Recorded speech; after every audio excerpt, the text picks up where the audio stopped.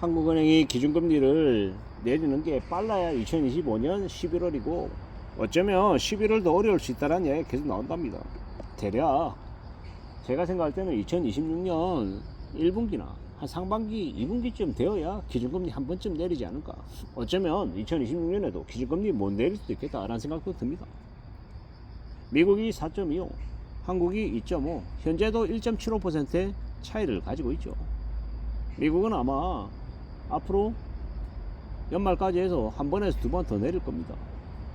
두 번 내리면 4.25에서 3.75가 되는 거고요. 한국과 기준금리 격차가 이제 1.75에서 1.5로 주냐 1.25%로 줄어드냐 뭐 그 차이 정도인 거지, 결국은요 여전히 미국이 기준금리가 더 높죠. 2026년에도 아마 미국이 기준금리를 계속 내려서 아마도 한국과 미국의 기준금리가 비슷한 수준까지 내려가지 않을까. 미국도 한 2.5, 2.25, 한국도 한 2.25, 이 정도가 되지 않을까라고 추정합니다. 결국 한국이나 일본이, 미국이나 기준금리는 이제 지금처럼 한국이 월등히 기준금리가 낮은 상태로 계속 가기는 좀 어려울 수 있다라는 거죠. 그리고요, 많은 이제 영끌하거나 비투한 사람들이, 빚진 사람들이 기대하는 건 기준금리가 빨리 내려가서 자신들이 부담하는 이자 부담이 좀 줄었으면 좋겠다라는 게 그들의 생각입니다. 그런데 그들의 생각처럼 아마 흘러갈 가능성이 적다라는 게 사실입니다.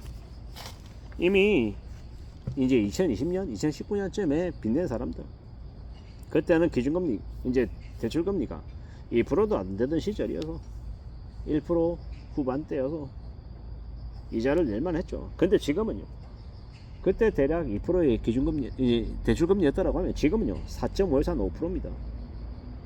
단순하게 계산하면 이자가 2배에서 한 2배 반 가량 오른 거죠. 이자를 100만원 내는 사람들이 이자를 200만원, 250만원 낸다는 의미입니다. 그렇게 한 30년, 40년 살면 어떻게 되겠습니까? 인생이 되게 우울해지는 거죠. 평생 빚에 쫓겨 다니는 겁니다. 정신 바짝 차리고 살아가야 됩니다.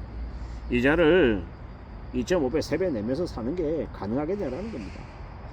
미칠 지경인 겁니다. 빚 안 갖고 살 수 있다, 파산하면 된다, 회생하면 된다, 떠들어대는 인간들도 많은데요, 쉽지 않습니다. 사람들이 워낙 파산 많이 하고 회생 신청 많이 하니까 되게 많이 밀려있다고 하더라고요. 회생 법원도 그걸 바로바로 이렇게 처리해 주는 게 아니라는 거죠. 너무 많이 밀려있어서 말입니다. 그게 지금의 현실입니다. 우리가요, 이자하고 다르게 원금은요 무조건 갚아야 되는 겁니다. 다 갚을 때까지 빚은 사라지지 않는다는 겁니다. 세상을 우리가 제대로 봐야 됩니다.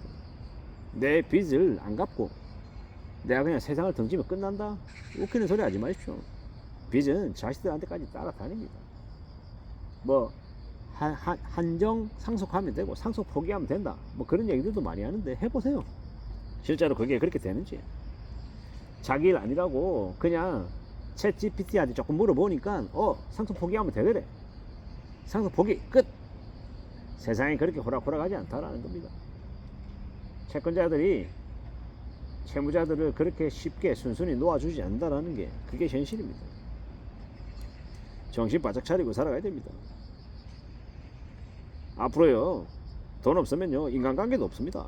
그리고 초양가되어서 빚내느라고, 빚내서 이자 내느라고, 원금 갚느라고 허덕이는 사람들이 그들의 일상에서 여유가 있겠습니까? 지인들 만나서 저녁에 소주 한잔에 삼겹살에 가능하겠습니까?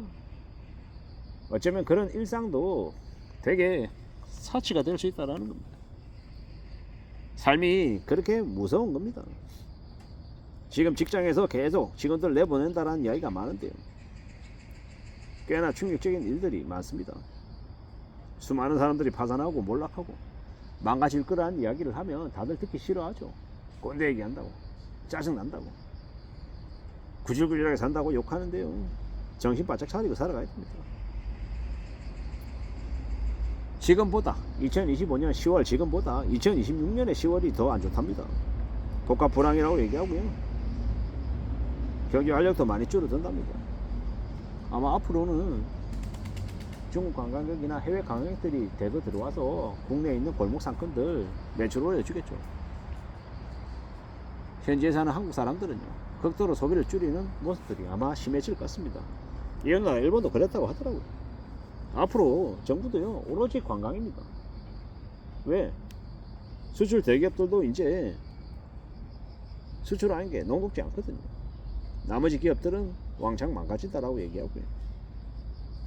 오죽하면 자영업자 4명 중에 3명이 월에 100만원도 못 번다라는 이야기도 있고, 청년 실업자도 200만 명이 넘는다라고 얘기하고, 가계부채는요, 전세 자금까지 합치면 GDP 대비 130에서 140%라고 얘기하고, 인구 출산율은 0.7명, 156만 명은 소득의 140%를 빚감대 쓴다고 얘기하는데, 이게 몰락이 아니면 뭡니까? 경제가 파탄나고 있다라고 봐도 거짓말이 아닌 거잖아요. 다들 힘들잖아요. 다들 난리잖아요. 지금 뭐 카드 연체도 엄청나죠. 사실상 2011년에 카드 대란이 지금 똑같이 벌어진 거다? 아니요.